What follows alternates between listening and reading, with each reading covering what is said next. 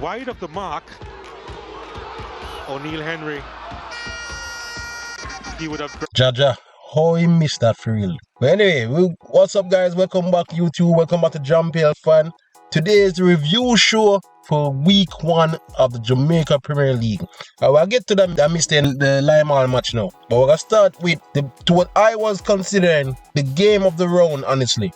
We'll start with Arnett versus Dunbeholden. And the game, Arnett started the game much stronger, you know. I was so surprised how flat-footed Dunbeholden seemed, since they're the one who were already playing so many competitive matches. But Arnett started stronger, and it wasn't for Hyatt, the keeper Hyatt from Dunbeholden. Three love Dunbeholden pick up already in their first half. Again, some lack of quality finishing, but the build-up play leading up to the chances where it wasn't so bad. But Arnett couldn't stick away. Second half, it was a slug. Honestly, it was a competitive slug. Dunbeholden slowed down the game much more in the second half, and Arnett couldn't find but them rhythm, and it was just peter out as well, a boring 0-0 draw in the second half, to be honest. So that was disappointing.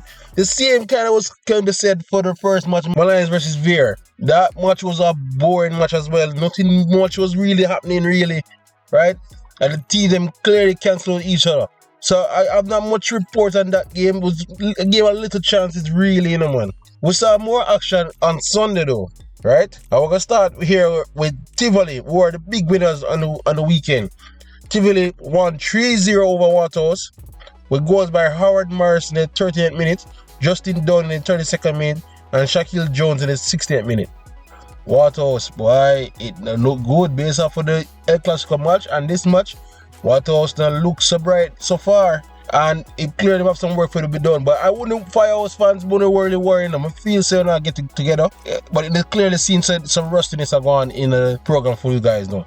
Tivoli though, Tivoli, I tell you guys, Jerome Wade is a good coach. Look out for Tivoli this season. I feel they're gonna be in the top 4 this season. And based on and while it's very early to really base it off for the first game, but it's knowing how Jerome Wade plays in football and seeing how them carried already in their first match, Tivoli are gonna be a strong side this year, I believe. Second game, Humble Lion against Treasure Beach. The newcomers, they fought well, but it went down to Andrew Vanzi penalty in the 73rd minute.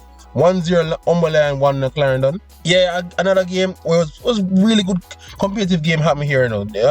Humble Lion never have them all in one way, and in fact it wasn't for a save by them keeper. It should be up 1-0. So I forget not 1-0. Sorry, it was a save by them keeper. They lose the equalizer. So Humble Lion edge out Treasure Beach again. Good debut by Treasure Beach. I'm not sure it's gonna be enough for them to keep up in the league, but at least it's competitive. But I go to the other debutant, Lime Academy versus Montego Bay United. The most spoke about Brazilians started from Mobile United, you know, guys. Them started, and to be honest with you, none of them never really stand out per se, really. We see some flashes, especially from the number 10, Ferreira, but we don't really see none to say, alright, I can pay money for finding my way down the Mobile every weekend. Not yet, anyway. When we get a little more cohesion with them teammates, they might really start click. But I must say I was really impressed with Lime. Lime played like they were in this league for years, man. Lime was not on this competitive. I think they had better the chances. And if it wasn't for a bit more quality in the final third, they would have easily win a game.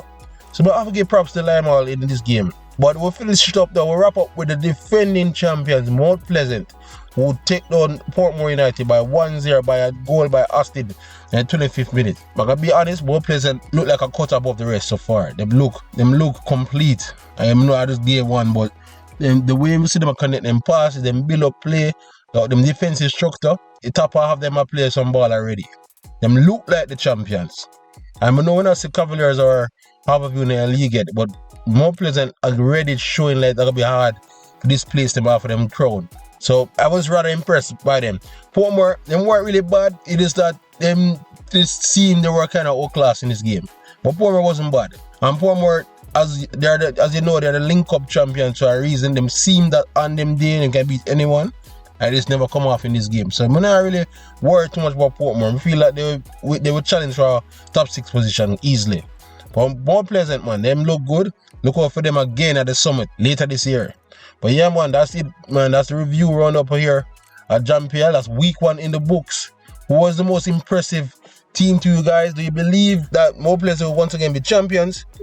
And if you're an Arnett fan, are you worried about the team lack of cohesion in the final third? If you're a Waterhouse fan, are you worried that you might be in a relegation battle this year? Or you're not worried about anything? Let me know in the comments below. Otherwise, keep it locked here at Jamaican Fan. Subscribe for more information as we get ready for week 2. We're going to have the preview for that, as well as some more information and stuff as they come through. Anyway, people, YouTube, keep it locked.